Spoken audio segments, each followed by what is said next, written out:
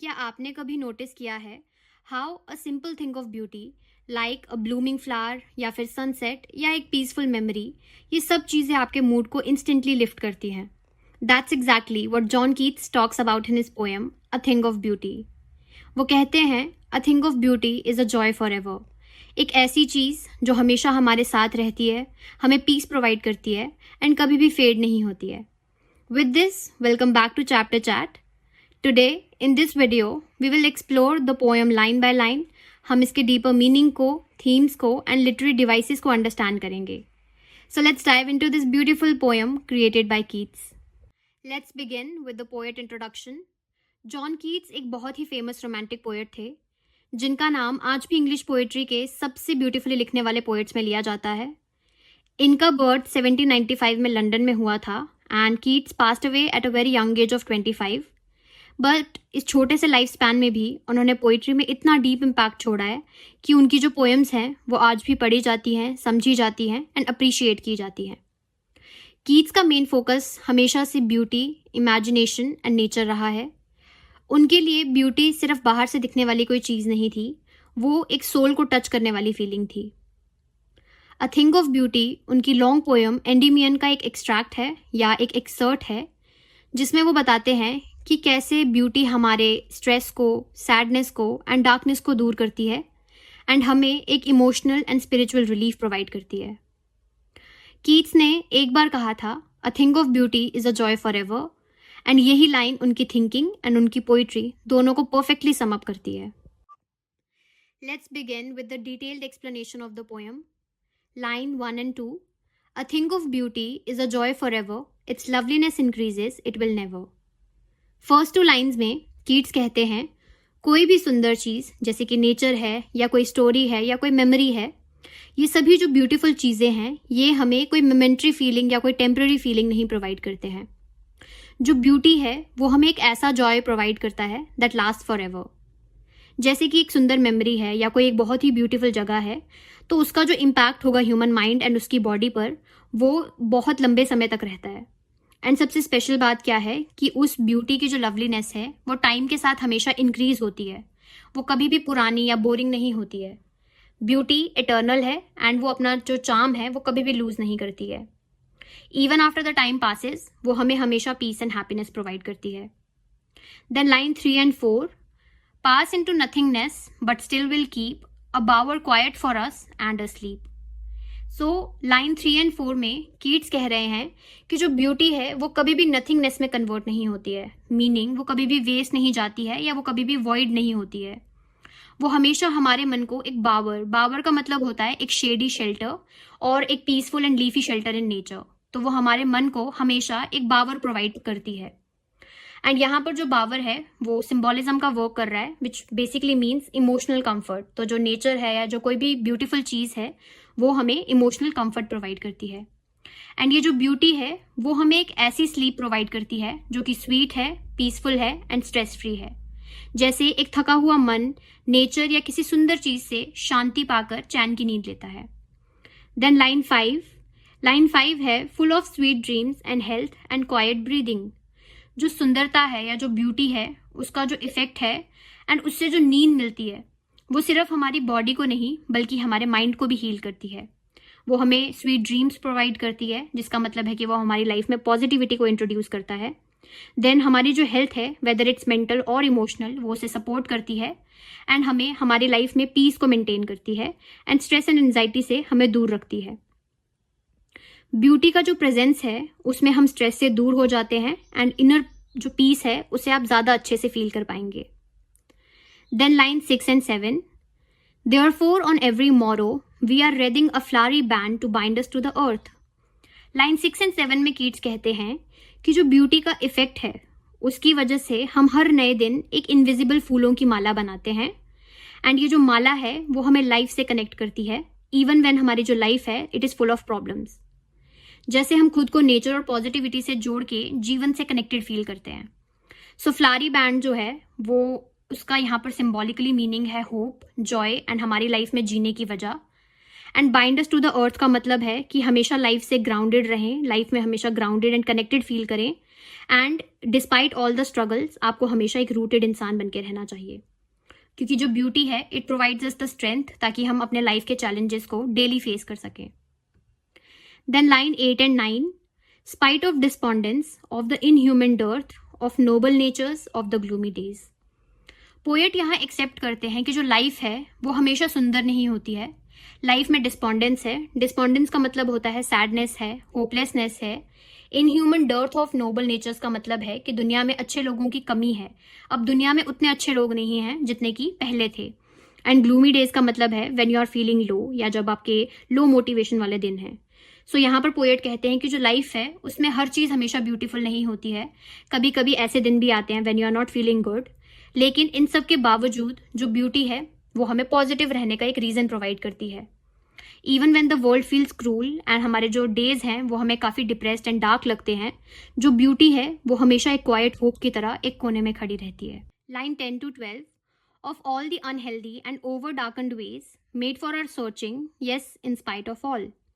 Keats कहते हैं कि जो हमारी लाइफ के रास्ते हैं कभी कभी वो इलनेस एंड डार्कनेस से भरे होते हैं. एंड वो ये मेटाफोरिकली कह रहे हैं. ये जो डार्क पाथ्स हैं वो हमारे लिए बनाए गए हैं जिनके थ्रू हम लाइफ में मीनिंग या हैप्पीनेस को ढूंढते हैं. अनहेल्दी वेज का मीनिंग यहाँ पर है हमारा जो टॉक्सिक लाइफस्टाइल है या जो हमारे नेगेटिव थॉट्स हैं. एंड ओवर डार्कन्ड का मीनिंग है जब हमारी लाइफ में सॉरो आ जाता है या when we are full of doubts and pen.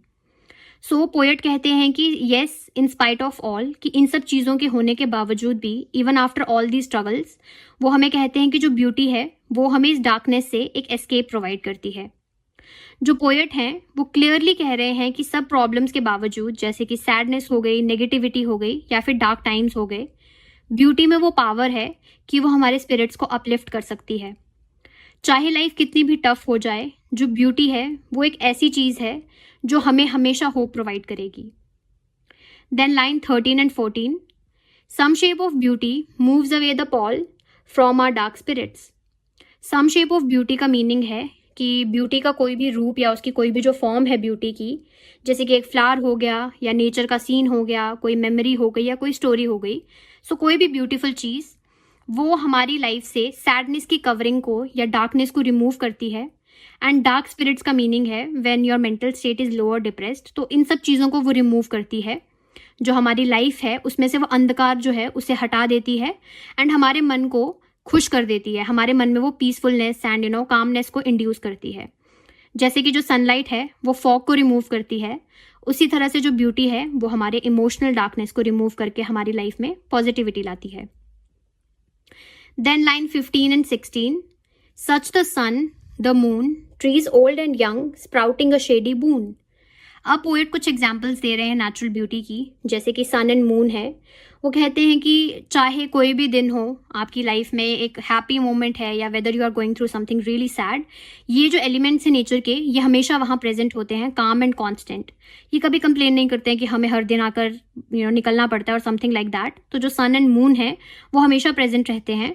And then वो बोलते हैं कि जो ट्रीज़ हैं चाहे वो ओल्ड हो या फिर वो यंग हो, वो हमेशा आपको एक शेडी बून प्रोवाइड करते हैं. वो हम आपको हमेशा एक छायादार जगह प्रोवाइड करेंगे. एंड ये सब नेचर के वो एलिमेंट्स हैं जो हमें बिना कुछ मांगे हमें वो कामनेस प्रोवाइड करते हैं. शेडी मून, जो शेडी बून है उसका मीनिंग है ब्लेसिंग ऑफ शेड. एंड ये सिंबलाइज करता है पीस को, प्रोटेक्शन को एंड कंफर्ट को. एंड जो नेचर है वो हमेशा हमारे लिए अपने उसने जो डोर्स हैं वो खुले रखे हैं हमारे हीलिंग के लिए एंड हमें इंस्पिरेशन प्रोवाइड करने के लिए. देन नेक्स्ट है line 17 and 18, for simple sheep and such are daffodils with the green world they live in. Keats कहते हैं कि जो इवन जो शीप जैसे सिंपल बीइंग्स हैं वो भी नेचर के इस कामनेस को एंजॉय करते हैं. एंड वैसे ही डेफोडिल्स हैं जो कि बहुत ही ब्यूटीफुल येलो कलर के फ्लावर्स होते हैं जो हमेशा एक ग्रीन एनवायरनमेंट में ही ग्रो करते हैं. तो वो कहते हैं कि जो डेफोडिल्स की ब्यूटी है एंड जो उनका ग्रीन वर्ल्ड नेचर की जो ग्रीन वर्ल्ड नेचर है उसकी कामनेस एंड पॉजिटिविटी को वो रिप्रेजेंट करते हैं. पोएट इसके थ्रू ये बताना चाहते हैं कि जो ब्यूटी है दैट इज़ फॉर एवरीवन. जो नेचर है दैट इज़ फॉर एवरीवन, चाहे वो ह्यूमन हो, एनिमल हो या वो कोई प्लांट है. Then line 19 to 20, and clear rills that for themselves a cooling covert make. यहाँ रिल्स का मीनिंग है छोटी छोटी जो वाटर स्ट्रीम्स की क्लियर वाटर स्ट्रीम्स हैं उनकी बॉडीज को रिल्स कहते हैं. तो ये कहते हैं कि वो अपने फ्लो के साथ एक कूलिंग कवर्ट बना लेती हैं। सो यहाँ पर कूलिंग कवर्ट का मीनिंग है एक छोटी सी ठंडी एंड शांत जगह जो है वो क्रिएट करते हैं।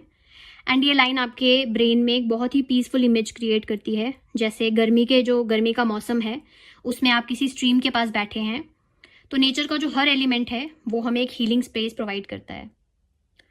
Then line 21 to 22, gainst the hot season the mid forest brake rich with a sprinkling of fair musk rose blooms. ये जो ठंडी जगह है, जैसे कि वाटर स्ट्रीम का जो इन्वायरमेंट है, गर्मी के मौसम के अगेंस्ट जाकर हमें वो कंफर्ट प्रोवाइड कर रहा है। मिड फॉरेस्ट ब्रेक का मीनिंग होता है जंगल के बीच का जो एरिया है। एंड मस्क रोज ब्लूम जो है ये एक बहुत ही फ्रेग्रेंट एंड ब्यूटीफुल फ्लावर होता है जो जंगल में नेचुरली ग्रो करता है। तो पोएट कह रहे हैं कि इवन डेंस जंगल में भी जो ब्यूटी है वो कहीं ना कहीं छुपी हुई है, जैसे कि मस्क रोज फ्लावर्स हो गए। एंड यही जो अनएक्सपेक्टेड मोमेंट्स हैं हमारी लाइफ के या नेचुरल ब्यूटी के, यही वो छोटी छोटी चीज़ें हैं जो हमें सरप्राइज करती हैं एंड हमें अपलिफ्ट करती हैं। Then line 23 to 24, and such too is the grandeur of the dooms we have imagine for the mighty dead. Poet अब सिर्फ नेचर की ब्यूटी की बात नहीं कर रहे हैं, वो इन लाइन्स में एब्स्ट्रैक्ट ब्यूटी को भी शो करते हैं। ग्रैंडियर ऑफ द डूम्स का मीनिंग है वो फेमस पर्सनालिटीज या वो महान लोग के लिए हमने जो ग्लोरियस डेथ इमेजिन की है, ठीक है। सो ग्रैंडियर ऑफ द डूम्स का मीनिंग है महान लोग जिनके लिए हमने बहुत ही ग्लोरियस डेथ इमेजिन की है। एंड माइटी डेड का मीनिंग है हिस्टोरिकल या फिर हीरोइक फिगर्स जो अब जिंदा नहीं है। सो कीट्स कहते हैं कि हमने जो हीरोइक टेल्स या फिर रिस्पेक्टफुल स्टोरीज इमेजिन की है उन लोगों के लिए, वो भी एक स्पिरिचुअल ब्यूटी है। एंड डेथ भी ब्यूटीफुल बन जाती है जब हम उसे डिग्निटी एंड ग्लोरी के साथ सेलिब्रेट करते हैं। देन जो पोएट हैं उनका कहना है कि जो ब्यूटी है वो सिर्फ फिजिकल नहीं होती है, जो मेमोरी एंड इमेजिनेशन है उसमें भी ब्यूटी होनी चाहिए। Then line 25, all lovely tales that we have heard or read. यहाँ पोएट कह रहे हैं कि सारी सुंदर स्टोरीज जो हैं जो हमने पढ़ी हैं या सुनी हैं वो भी एक तरह की टाइमलेस ब्यूटी है। चाहे वो स्टोरीज रियल हो या फिक्शनल हो, उनका जो हम पे इम्पैक्ट है वो हमारे इमोशंस पर भी उस चीज़ का इम्पैक्ट पड़ता है। इन स्टोरीज से हम सीख सकते हैं, हम बहुत सारी चीज़ों को फील करते हैं एंड उन स्टोरीज को पढ़ के हमें बहुत इंस्पायर्ड फील होता है। ये जो टेल्स हैं वो हमें इमेजिनेशन की दुनिया में ले जाती हैं एंड वहाँ जो ब्यूटी है वो कभी भी ख़त्म नहीं होती है। Then line 26, an endless fountain of immortal drink. Poet यहाँ एक मेटाफर यूज़ करते हैं, ये जो स्टोरीज हैं एंड जो ब्यूटीफुल चीज़ें हैं वो एक एंडलेस फाउंटेन की तरह हैं। तो यहाँ पर वो इन ब्यूटीफुल चीज़ों को एक एंडलेस फाउंटेन से कंपेयर करते हैं।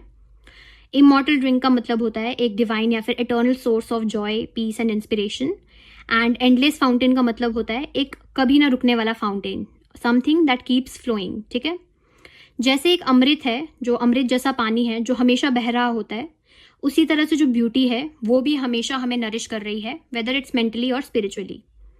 ये लाइन बताती है कि जो ब्यूटी है वो एटर्नल है एंड वो एवर गिविंग है। देन लास्ट लाइन है, pouring onto us from the heaven's brink. Poet कहते हैं कि ये जो इमॉर्टल ब्यूटी है वो स्वर्ग के किनारे से हमारे ऊपर बरस रही है। मतलब कि जो ब्यूटी है वो एक डिवाइन गिफ्ट है एंड वो बहुत ही होली एंड सेक्रेड चीज़ है।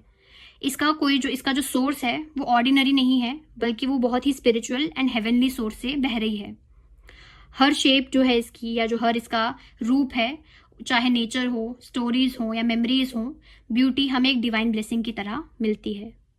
So this was all about the detailed explanation of the poem. Now let's talk about the major themes of the poem. First is beauty is eternal. So Keats की जो बहुत ही famous line है, that is a thing of beauty is a joy forever. Keats कहते हैं कि जो true beauty है वो कभी फेड नहीं होती है एंड उसका जो जॉय है वो हमेशा हमारे साथ रहता है। चाहे कोई ब्यूटीफुल मेमोरी हो या कोई बहुत ही ब्यूटीफुल सीन है नेचर का, तो ये सारी जो चीज़ें हैं वो हमेशा हमारे साथ रहती हैं। देन सेकंड है nature as a healer.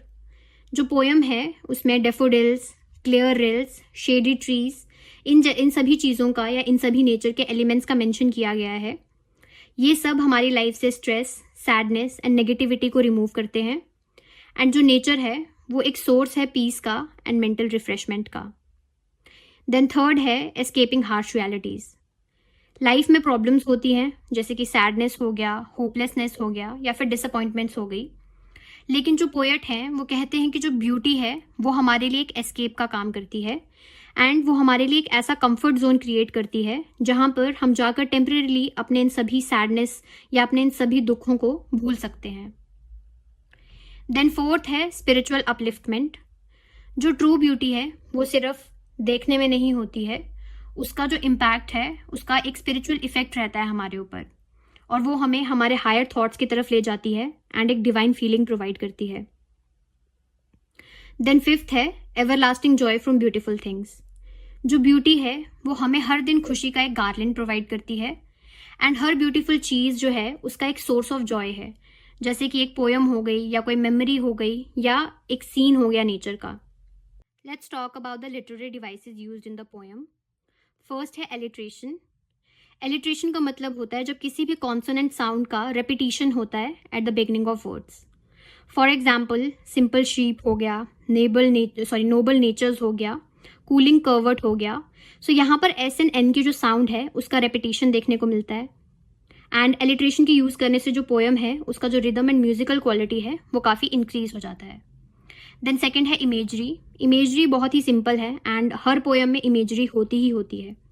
So imagery basically क्या है कि जो डिस्क्रिप्टिव लैंग्वेज है जब वो आपके सेंसेस को अपील करती है। फॉर एग्जाम्पल अगर आप कोई पोएम पढ़ रहे हैं एंड उस पोएम को पढ़ते पढ़ते if you are able to create a scene, या अगर आप उस पोएम को पढ़ते हुए इमेजेस को क्रिएट कर पा रहे हैं, that is imagery. For example इस पोएम में वर्ड्स जैसे कि शेडी बून हो गया, then daffodils with the green world they live in, या clear rills that for themselves a cooling covert make. So ये लाइन्स क्या करती हैं, जब आप इन लाइन्स को पढ़ेंगे तो ये आपके सामने एक विजुअल सीन जो है उसे क्रिएट करती हैं। देन थर्ड है मेटाफर। मेटाफर का मीनिंग होता है जब हम किसी चीज को कंपेयर करते हैं but without the use of like और एज। जब आप लाइक एंड एज का यूज करते हैं सो दैट इज सिमिली, ठीक है। देन इसके एग्जाम्पल आ जाएंगे a bower quiet for us, an endless fountain of immortal drink. यहाँ जो ब्यूटीफुल थिंग्स हैं उनको एक क्वाइट शेल्टर या फिर एक इमॉर्टल ड्रिंक जैसी जो चीजें हैं इनके साथ कंपेयर किया गया है या उनके जैसा दिखाया गया है, ठीक है। देन फोर्थ है एनाफोरा। एनाफोरा का मतलब होता है जब आप किसी वर्ड या फिर किसी फ्रेज को रिपीट करते हैं at the beginning of successive lines. For example इस पोएम में इसका यूज कहाँ कहाँ पर किया गया है। First is of noble natures, of all the unhealthy, of all the mighty.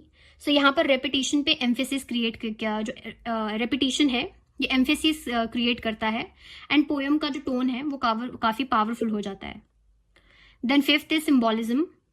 Symbolism का मीनिंग होता है जब आपके जो ऑब्जेक्ट्स या फिर आइडियाज हैं वो एक डीपर मीनिंग के लिए स्टैंड करते हैं। जैसे कि जो डेफोडिल्स है वो जॉय एंड प्योरिटी को सिंबलाइज करते हैं, जो शेडी ट्रीज है वो प्रोटेक्शन एंड कंफर्ट को सिंबलाइज करता है, एंड देन जो आपका इमॉर्टल ड्रिंक है वो इटर्नल जॉय या फिर स्पिरिचुअल ब्लिस को सिंबलाइज करता है। देन एनजैममेंट आ जाता है।